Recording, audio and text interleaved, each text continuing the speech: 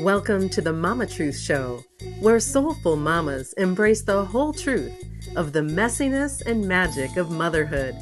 Check us out at mamatruthshow.com. Here's your host, Amy Ahlers, the Wake Up Call Coach. Happy Mama Truth Monday, mamas. It's Amy Ahlers, the Wake Up Call Coach here, back with a really juicy show for you today. We're going to talk about your brain on puberty and what the heck our kids are going through as they enter into puberty and while they're in puberty. And, partially so that we can be more compassionate with them, because I don't know about you, but for me anyway, puberty was a long time ago. So I feel like it's a far distant cry. And I'm like, what was that like when I was 16? Or in this case, what was I like when I was 9.5, which is how old my oldest daughter is. But I really wanted to give us some context here about puberty and bring someone that is an absolute expert in this field. Her daughter also goes to school with my daughter, Annabella. So I'm so excited to welcome Ahna Suleiman here. She is a research scientist with the Center on She's a research scientist with the Center on the Developing Adolescent, located at UC Berkeley. She completed her Dr. PH and is a postdoctoral fellowship at UC Berkeley. And she's currently the coordinating director for the Center on the Developing Adolescent. And the ultimate goal of her research is to develop interventions that support healthy sexual development and improved sexual health outcomes for adolescents. I don't know why I'm like getting all tongue-tied. I think it's the puberty talk. I'm all, woo! Okay, so with that, Ahna, thank you so much for being here with me, my dear. Thanks, Amy. It's my pleasure. It's fun to be here to have this discussion. Yeah, well, you and also the health teacher at the school where our daughters go did this really great informative talk for parents at the school. And I was like, I need to interview you on the Mama Truth Show, because I know for me with Annabella, she's starting to go through puberty and I'm seeing like some of those signs. And I just think it's fascinating. I love brain research. I think it's so interesting. So I love that you are here in this context of bringing both of those interesting topics together. And I'm curious, tell us a little bit more about the research that you're doing and some of the discoveries that you're having. Sure. So we are really interested in thinking about, one, I just want to highlight that the thing I think we often forget as parents is that puberty actually happens for a purpose. Like, it's really normal, and it all happens so that children can go through this amazing, important transition and become physically and socially effective, responsible adults in the world. Right. And I think that sometimes we often lose sight of that because it can be so crazy and frustrating while it's happening. Right. And totally. So the research that we're trying to do right now at the center is really looking at, like, what do we know about adolescent brain development and the highly adaptive things that are changing? Why do these things occur the way that they do? And how can we best support them, both as like parents, but also thinking in the ways of how schools and programs and other organizations can support that development in the most effective way? So can you tell us a little bit about what that looks like in the day-to-day? Like, are you in a lab and do you have teenagers coming in? Like, tell us a little bit about what the day-to-day looks like with the work that you're doing. So it varies. So we have done where we've brought young people into the lab. We actually haven't done a huge amount of scanning research recently at our lab. So it's not like we're bringing young people and putting them into the scanner. But the center actually has a leadership team that spans everyone from people who are doing basic science. So they're looking at animal models of puberty. They're looking at rodents, and they're looking at developing brains in animals to figure out what we can do, what we can understand, all the way through people who are doing extensive research of bringing a lot of young people into the lab and doing a lot of scanning, having them do behavioral tasks, try to figure out what's going on. And then we, at this point, are actually on the other end of things, where we're trying to really figure out, like, how do we take this out in the world? How do we translate this into interventions in classrooms? How do we give information to parents? How do we package this so that what we know is making a difference? And then we're also trying to figure out, like, what are the questions that are coming out of the field? So what are parents asking? What are teachers struggling with that we can pull back into the science and look at in the laboratory and explore in a meaningful way? So we are like trying to be the bridge right now between these two worlds. I love that. And so like for you, what would you say is some of the biggest discoveries that you've had around what happens to the brain when we go through this magical time, as you put it the other night, of adolescence and of puberty? Yeah. So I think that there's a number of key things. Like, one thing that we really know is that there's this massive social reorientation that occurs in the brain. And for a long time, there was sort of this running narrative in the popular media that adolescents had some sort of broken or deficient brain, that their prefrontal cortex wasn't fully engaged, that they couldn't control themselves, they were totally crazy and impulsive. And what we know now is that that really isn't true. What is actually occurring is this highly adaptive transition, and that it's not so much about the regions of the brain that are developing, but it's communication between the different regions of the brain and the connectivity, the way that the various regions of the brain are connecting with each other, the pathways that are being established that are really changing. And they're changing in a way that is orienting adolescents to be more motivated socially in different ways. So for example, one of the things that we know happens is that a lot of people say, adolescents are fearless. They don't, they're not afraid of anything. They're willing to try anything.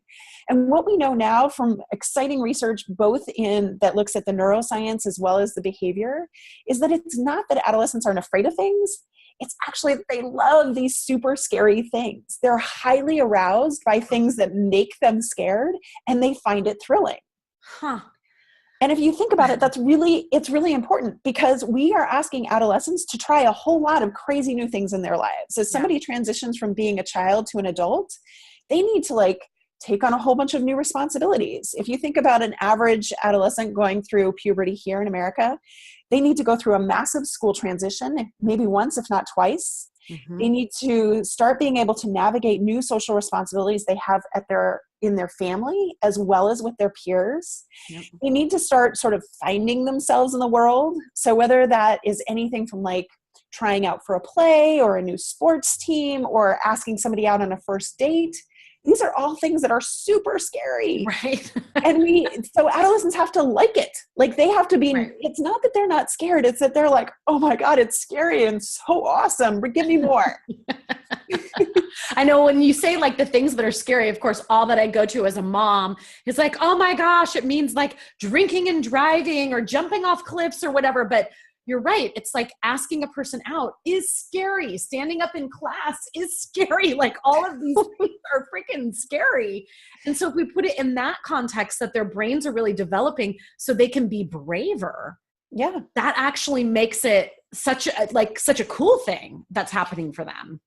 It is. And you're really hitting on an important thing, because all of these, what we talk about all the time is that there's sort of spirals that happen early in adolescence, in this pubertal time, that somebody can sort of spiral in a really positive direction, that young people are inclined to take risks, and they're going to take risks. And so we want them to take risks that are positive and health enhancing, rather than risks that are super crazy and scary. Right. Now, at the same time, it's not that we want to protect them from everything, because sometimes they're going to make a bad choice and they're going to learn a really important lesson, and they're going to know they don't want to do that again. Yeah. Or they're going to, something's going to really mess up and they're going to fail, and they're going to be like, oh, that was terrible. So sometimes it's the mistakes or the things that go bad, the first time that they get their heart broken, these really tragic moments are actually really important parts of the learning pathway too. Right. So it for all of us moms that are listening here, it's being able to reframe what our children are going through and what they're doing, and really congratulating them for taking the risk, and really having that, being able to, as a mom, say, wow, that sounds like it was really scary, or that was a huge risk and it paid off, or that was a huge risk and look, it didn't work out so well. But it's really getting that this is part of the necessary growth of them to mature into being an adult. Totally. And I think, that's something that when your child is small, we celebrate all these milestones and transitions in huge ways. When your kid takes their first step or when they speak their first word, it's like you're there cheering on the sidelines. Totally. When they're doing that as an adolescent, you're like, oh my God, stop it. You're so annoying. You're driving me crazy. You're breaking my rules. What is going on? Yeah. And so when we can find those moments to really celebrate, like, you know, my daughter is somebody who almost never she's a good rule follower. She almost rarely gets in trouble. And just recently, as she's in this time, she got really mad at me and decided to go upstairs and dump water all over my bed and put lotion all in between the sheets and then remake the bed. No way. Yeah. Whoa. And then she all of a sudden came back downstairs and all of a sudden looked at me and was like, oh my God, don't go in your bedroom. And I was like, what happened? So from about dinner until bedtime, we sort of like danced around this. And I went upstairs knowing something had happened. And I went and I opened up my bed and like my first instinct was like, oh my God. Yeah. And I just looked at her and I burst out laughing and I said, whoa, girl, when you go big. That was awesome. I'm like, you're still in trouble and you still have to make all the beds in the house for the next month, but that was a good one. Yeah. Milestone. Yes, exactly. First rebellion. Go. Exactly. Oh my gosh, it's so great. Well, and I feel like there's kind of this thing, and I remember this even from group that like people would be like, oh yeah, you know, my son's in 8th grade and he hasn't hit puberty yet, or my daughter's in 3rd grade and she's hit puberty or whatever. And I feel like there's some pretty big myths or big fat lies, as I like to call them, about when puberty actually begins. Mm-hmm. And I was curious if you could just tell us a little bit about like the stages of puberty and when it begins and when it ends on average.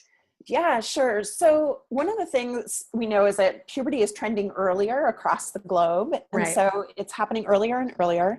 But it's interesting because there's a lot of individual variation around that. Mm-hmm. So the very early signs of puberty, the very first hormonal transitions are often happening between the ages of 8 to 10. Mm-hmm. Now, there may not be any physical signs at that point. There may not be a lot of behavioral indications, but usually the system is gearing up at that point. Mm-hmm. And then the actual physical transitions that you start to see, that usually for girls begin with like breast budding. For boys, it often looks like hair growth or changes in the facial structure as the earlier signs. Those things are often happening somewhere between the ages of 9 to 11 or 10 to 12, depending on the young person. Mm-hmm. And the one thing you do want to remember is that girls are on average going through puberty or starting puberty about 1.5 years earlier than boys. Really? Yeah. That's interesting. Okay. Has it always been that way, or has that discrepancy gotten bigger? No, it's been about the same. And the age in general of puberty is declining. Mm-hmm. But it does seem to be trending a little bit earlier for girls than boys, and we don't quite know why. Yeah. One of the interesting things that's happening with that, though, is that girls are showing the early signs of puberty earlier, like breast budding and other things. But when they get their first period, which is actually a very late sign of puberty, that's actually almost an indication that it's close to the end. Really? That is actually not declining at quite the same rapid pace as these other factors. So interesting. That's fascinating. Yeah. So we're just trying to figure out what's going on there. And it does mean that young people are spending a longer period of time in puberty. Right. And we don't know what that means as far as brain development and all these, like sort of the cascade of hormones that are contributing to these changes. It raises a lot of really interesting questions. That's fascinating. And I feel like there's this big conversation that's going on in the world that the reason that girls in particular, I think girls in particular, because usually the physical signs other people can notice. You can notice a girl whose breasts are budding more than you can. You're not going to go and like look under an armpit for a boy or what have you. But it feels like there's this big conversation that it's because of the hormones in our food. Do you find that there's any truth to that? Because you said it was also across the globe, which I know other countries don't have the same food craziness that's going on in our country. Yeah, it's really complex. And I don't think we have a good indication of really what's happening. I think there's probably a lot of genetic factors that are occurring. There's a lot of environmental factors that are occurring. You know, interestingly enough, they've shown that Sometimes being in a really high stress environment can make puberty start earlier for a number of reasons. In other cases, it can actually delay puberty. That seems to be different across the genders too. For boys and girls, it seems to be different. There's data showing that for girls, for example, if they live in a household with somebody other than their biological father, a male figure other than their biological father, they're more likely to go through puberty earlier. Wow. So, yeah, the body is like, I think there's a lot of mysteries to puberty that we don't quite understand. Yeah. And so we can't really just blame the food sources. I mean, I think that hormone exposure is definitely problematic. There's also a lot of other environmental factors that probably affect our genetics as well that can influence pubertal timing. Yeah. So when you first, as a mom, start noticing that your child is beginning puberty, is going through puberty, what are some of the ways that we can really support our kids during that time? Like I loved that story that you just told about like allowing that to be funny instead of having it be like the ultimate punishment ever, because it was like her, like, you know, stepping out and taking a risk. But I'm curious what other tips that you have for parents and for moms in particular about this as they see their children going through this phase. Yeah, you know, one of the things that I think is super cool that we've learned from some of the neuroimaging research is that we actually know that the functional presence of parenting or motherhood changes during this time. So what it means is like your child's brain actually responds to you differently as they go through puberty. And so what they've shown is that in early childhood, being around as a mom and being supportive of them actually is a way to help ease their anxiety, concerns, and their fear response to stressful situations. Right. The interesting thing is that by the time that a child is about 8 or 9 years old, that effect goes away. And so they no longer can mediate the cortisol stress response. And they actually also no longer reduce the fear reactivity in the brain in response to stressful faces. There's a lot of things that we know now. So the functional purpose of parenting changes. So I think it's important. Like I always remember that as a parent as like, my role is changing. I need to think about how to do this differently. Yeah. And then as far as strategies, I think also just recognizing that this is a time where your child they are trying to differentiate from you a little bit and try to figure out their own identity in the world, but they still really need you. And one of the things that I think the behavioral research has shown us really nicely is that kids that are going through puberty and even older adolescents, they care what their parents think. They want their parents' advice. They share their parents' values. And so we really want to just keep talking to them as much as possible. We want to be like sensitive to the ways in which the relationship is changing. But I think also as parents, we have to be taking care of ourselves because when our kids are little, they hug us, they kiss us, they like give us all this really positive feedback. And that often dwindles some when we go into parenting and adolescence. Yeah. And so we just have to be gentle with ourselves and recognize the reason it feels so hard is not because when we were like knee deep in diapers and poop at 2, that was not fun. Like nobody was having fun then, but there was like all this love and smiles and cuddles that made it feel so great. Yeah. Well, now we're kind of like knee deep in the poop again, but we don't get all the cuddles. Right. And so we just have to think about a way to like, how can we care for ourselves and keep ourselves feeling positive about the relationship and find things that we can share with our kids that we really still enjoy doing with them. I love what you're saying. And I just want to kind of pull out a few pieces of that because I remember when you were talking about that study, and it's so interesting for me in my household because my girls are 6.5 years apart. You know, I have one that just finished potty training and one that's in the early stages of puberty. And so I have like one that's like all about mama, like in that, like literally in the shit with her, like in the poop with her, like cleaning it really, like wiping her butt when she gets off the potty and really encouraging her to use that potty. And then I have the other one where, you know, my presence feels different. It's not mama all the time, the way that obviously it is with my 3-year-old. So it's really interesting because I'm kind of going through both of those because people talk about that the 2s and the 3s are almost like a mini puberty time, right? Yep. Yeah. So it's like there's this huge brain thing going on for my 3-year-old and this huge brain thing going on for my 9.5-year-old. And so it's a really interesting experience as a mom. And I think it's funny too, because you'll get a kick out of this. Annabella said to me the other day when we were getting out of the car, just like, the total, they call it in the therapist, like the doorknob confession, you've just done like a 50-minute therapy session, blah, blah, blah. And then you're walking out and put your hand on the door and you turn around and be like, oh yeah, and by the way, I think I'm an alcoholic. See you next week, or whatever it is, like that doorknob confession. And so I'm dropping Annabella off at, in the carpool line. And she's like, and by the way, I think the reason that I get homesick at sleepovers is because we don't really spend any time together anymore. And I was like, what? Like, what? Like, what is she talking about? Because of course I work from home, like I'm around her all the time, but I know that there's that contrast of Evie, like my youngest is like literally on top of me all the time, literally wanting that mommy time, mommy time, mommy time. And so I just think it's so interesting as, mom, for me personally, to be going through all of that and to recognize the way that they need me is so different right now. Right. And how could I really be there for one that's in puberty and one, how do I walk those lines and do that dance? It's really fascinating.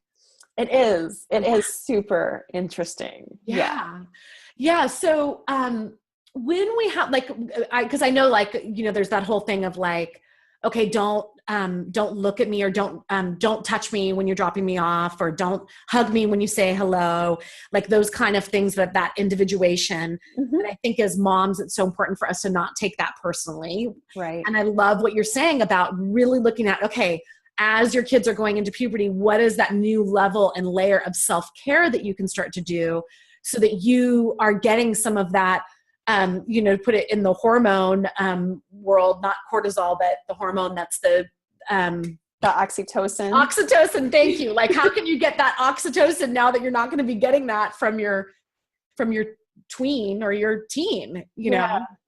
And there may still be ways that you can, that it may be that it may not be a drop off, right? But you may, and sometimes I think that our children also still love to be reminded of how much we love them sometimes. For sure. So that, when they come home, it may be that like, we're in the privacy of our own kitchen. I'm going to hug and kiss you as much as I want, just like them knowing that you still love them that much, I think can also be a helpful way. And they may still give you the, like, get off me, you're gross.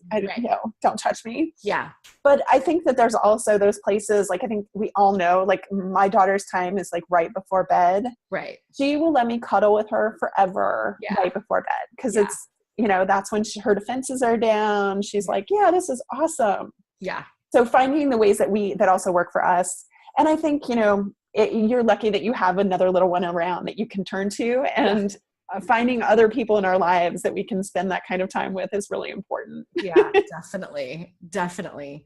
Yeah. So when we look at it, let's talk a little bit about what happens specifically in their brains when it comes to sexuality and when it comes to really raising our kids. And I've done a couple of shows around this topic, and I just had an expert named Bree Mathers that was on a couple shows ago that talked about, the over-sexualization of our girls and self-objectification, which I thought was so fascinating, and just what's happening with our teenagers and with our kids that are going through adolescence, and how much things have changed since we were in puberty and adolescence because of things like the internet and mobile devices and stuff like that. What sort of impact are you seeing on our kids and adolescents because of all of these new technology type things? Yeah, that's a really great question. And I think, the first thing is that the fundamental purpose of puberty has not changed, that it still is to achieve biological sexual maturity. Right. And that doesn't mean that every young person's going to have sex or every young person's going to have a child, but like cross species, that's why this happens. Like, so that you can do that. So these normal sexual urges that are coming. And I think, the thing that I've been thinking a lot about is that we talk a lot about what changes in this social reorientation is this strong interest in high intensity emotional relationships. Mm-hmm. And I think that is the piece that adolescents are really trying to figure it out, because as human beings, that's one thing that's very distinct for us in our species, is that we have to navigate a complex social relationship to be able to be sexually successful. Mm-hmm. And, you know, I think that adolescents are really motivated to do that. And so they're practicing a lot. And often it's the relationships that they have even with their best friend, where they have really strong, intimate relationships Right. that are much more impactful than the relationships they're having with a romantic partner or somebody that they're dating or going out with, especially in the early years. But the other side of it is that adolescents, those relationships, those early relationships that we often like brush off and say, oh, they're puppy love, they're not important, they are so important to young people. And, you know, we often use the metaphor of Romeo and Juliet. Like, there is no other age at which two people could meet each other, exchange about 50 words, have one kiss, and then decide they're going to die for each other. Right. That's how passionate love is at that time. They're highly motivated to fall in love. And I think that we need to be thinking about, like, how do we create positive, open experiences where they can learn from those relationships, that they're not going to be overexposed. Because I think exactly what you're talking about with all this media, especially the social media, there's blatant opportunity for overexposure. Yeah. We've been asking a lot and talking to a lot of collaborators about what are the effects of the hypersexualization in media about adolescents. I think we don't have a good answer yet about what it's doing to adolescent brain development to see that. But I think that access to pornography is definitely normalizing a lot of things that were not at all normalized for prior generations. Yeah. They have access to information that was never readily available. And most of what they saw that was sexually explicit was often static images, versus now we're at a place where people can see 3D porn or have virtual reality porn. And so that is the potential for various learning in that context is really different. So I think that we need to be thinking about how as parents we can really positively scaffold the exposure to those types of things. I think, you know, the most important thing though is just really having open and honest communication. I think I've done a lot of interviews with adolescents about their romantic relationships, and specifically about their early romantic relationships, the first ones that they remember, their first kiss. And the main thing they say to me over and over again is, you know, nobody ever asked me about this. I've never talked to anybody. And as a parent, that just like breaks my heart, because like, I want to know if my child has a relationship that just, you know, breaks her heart, or they break up, or it's terrible, or, you know, even thinking about like who their first crush is and what does that mean. It's like making sure those discussions are happening and trying to keep those lines of communication open, I think is one of the most important things. Do you have any specific tips around how we can protect our kids more from the overexposure? Yeah, you know, I think that is a place where as parents, we really have to take an active role. I think, you know, whether it's anything from limiting access to cell phones, internet, making sure we have good parental controls. And I know the kids are always like 2 steps ahead of us. They can almost, you know, unprogram anything we put on there. Yeah. But, you know, just common sense things of putting computers in public places so that your child's not using media by themselves. And, you know, I think the one thing I'm just like wed to at this point is, as long as we can delay access to smartphones and cell phones for kids, the better. Yeah. You know, there's a lot of places to make an emergency phone call that doesn't need to be your child's own cell phone. Yeah. Yeah. Well, and I, you know, it was interesting just hearing a lot of the middle school parents talk about that, and how, you know, I think the health director at our school was saying, you know, about 40% of kids, or 60%, she felt like, of 6th graders don't have phones yet. Whereas the parent I was next to was like, my daughter tells me everybody has a phone except for her, you know? And I think there is, I mean, even, I don't know about you, but Annabella's asked for a phone a gazillion times. And it's just like, I mean, I'm like, honey, so we got her one that's like not hooked up, where she can play some certain games, you know? She's like, but I want to text. I'm like, no. You can use an old-fashioned phone, honey, you know, right? Like, oh my gosh. But it's like, and then us, I think as parents feel pressured, where we don't also want our kids to be the weirdo that doesn't have a phone when everybody else does. And then all of a sudden it becomes like that thing. It's like the parent that has no sugar in the house. You can never eat sugar. And then they're over at the friend's house binging on sugar because they've been, it's like, oh my gosh, trying to figure out all of those different checks and balances and really feeling what's in alignment for us and our values and what we believe and all of that. And knowing that us as parents, I know myself included, I'm on my phone all the time. So then I'm modeling for my daughters. I'm on the phone all the time. I'm on social media all the time. I'm doing all these things on social media. So it's like, as parents, what a mirror for us to be looking at ourselves as well.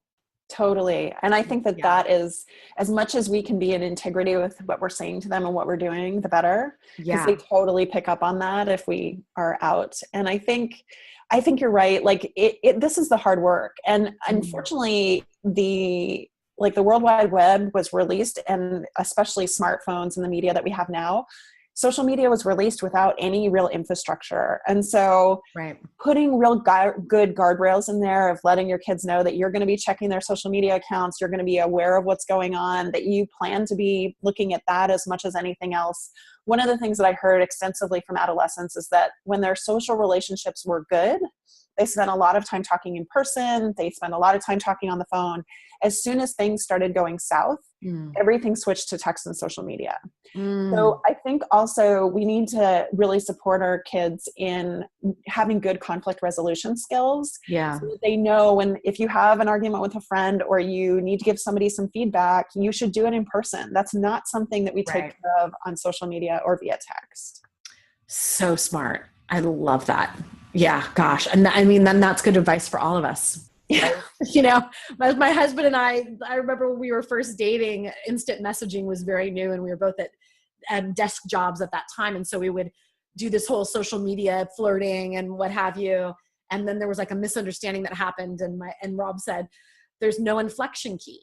Like, you didn't get the inflection that I meant with that. And so we're like, let's just not talk about deep stuff on instant message anymore, And I think that that's true for all of us, that when we have something that's going on, to talk live with someone in person obviously is best. At least on the phone, we have things like Zoom and Skype and all these ways that we can also see each other. So there's so many options out there. That's just good advice in general. I love that. And go ahead. The one thing I was going to say though, is that what we do know is that adolescent brains are really activated by peer engagement, and the peer doesn't have to be physically present. So just having your cell phone, whether it's like in your room with you or lying on your chest, that is giving them the arousal experience of having a friend around.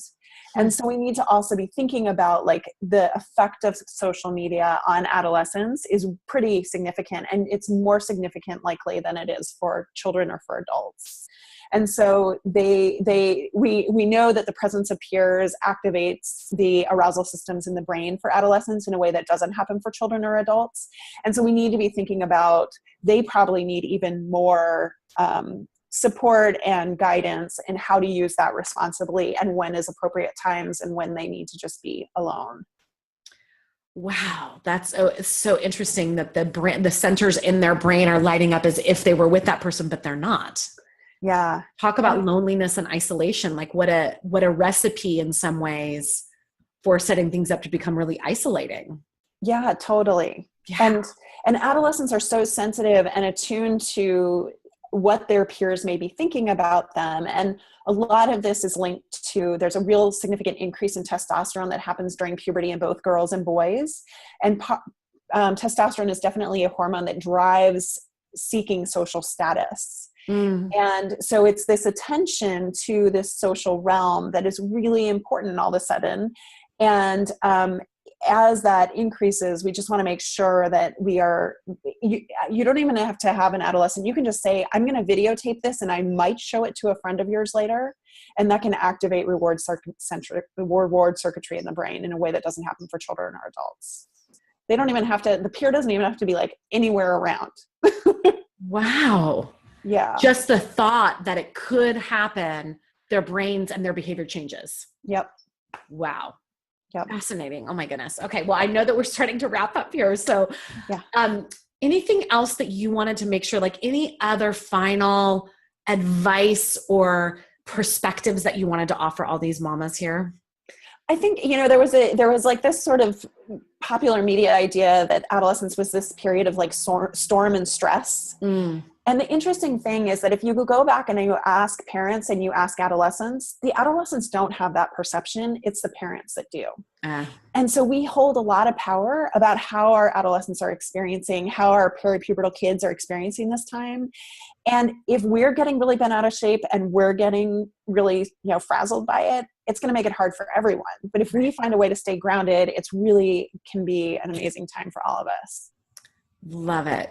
I love it. So the final question that I'll ask you is something that I ask all of my guests here on the Mama Truth Show that are moms, and that is, what's messy and what's magical about motherhood for you these days? Oh gosh. So I think still the most magical part is I do lie with my daughter every night before bed, and we do a meditation. And just last night she was lying there and she's just like, "Mom, I love you so much." And I was like, "Oh, me too. I love you so much." That's the magical part. Like, I don't know if I've ever had an experience of having somebody love me quite that much. Yeah. It's so amazing. As far as like what is challenging, I think that, like finding a way to stay centered when I get so frustrated. And I think that, I do find it's those moments where I'm just like trying to get her out of, motivated to get out of the house in the morning when she's like dragging her feet and feeling really slow. And I'm like, how do I get to the place? And I'm like, dude, this is on you. When you're ready to leave, just let me know. Yeah. Finding that place of being real zen is the biggest challenge for me right now. I feel you. Awesome. Thank you so much for being here on the show. I so appreciate it. And I know that all of these moms that are listening also appreciate it. And with that, do you have a URL of the a website that they can check out the work that you're doing? Yeah, it's developingadolescent.berkeley.edu. Awesome. Developingadolescent.berkeley.edu. You can check that out. And I'm sure that I noticed on the website, there's research papers and all sorts of things where people can kind of dive into the work that you guys are doing over there. Yep. Awesome. Cool. Thank you so much. So with that, mamas, keep embracing the messiness and the magic of motherhood until next week, where I'm going to be talking about potty training and puberty WTF. Okay. Until next week. Bye-bye.